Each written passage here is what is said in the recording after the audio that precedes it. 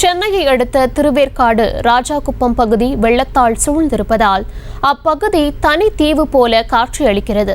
இது குறித்தான கூடுதல் விவரங்களை தர இருக்கிறார் செய்தியாளர் ஜெய்ஹரிஷ். வணக்கம் ஜெய்ஹரிஷ். அந்த பகுதி முழுவதுமே தனி தீவு போல காட்சியளிப்பதா தகவல் கிடைச்சிருக்கு. அந்த பகுதியில் வசிக்கக்கூடிய மக்களுக்கு அத்தியாவசிய பொருட்கள் கிடைக்கிறதா? விவரங்களை வழங்கலாம். வணக்கம் தர்ஷினி.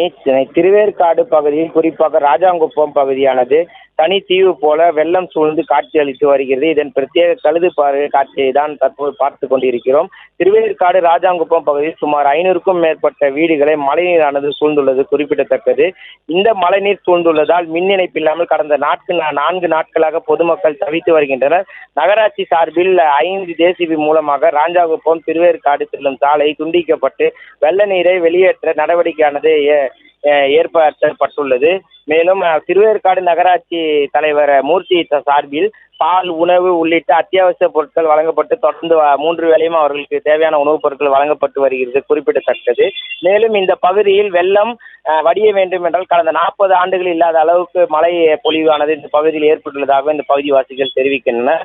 மேலும் ரப்பர் படகுகள் கொண்டு கால்நடைகளையும் மற்றும் இருசக்கர வாகனங்கள் மற்றும் இந்த பகுதியில் இருக்கக்கூடிய பகுதிவாசிகளை அந்த பகுதியிலிருந்து வெளியேற்றி வருகின்றனர். தொடர்ந்து இந்த பகுதியில் இருக்கக்கூடியவர்களுக்கு தேவையான அத்தியாவசிய பொருட்களையும் வழங்கப்பட்டு வருகிறது குறிப்பிடத்தக்கது. தர்ஷினி, விவரங்களுக்கு நன்றி ஜெய்ஹரிஷ். செய்திகளை உடனுக்குடனும் துல்லியமாகவும் தெரிந்து கொள்ள சப்ஸ்கிரைப் பண்ணுங்க.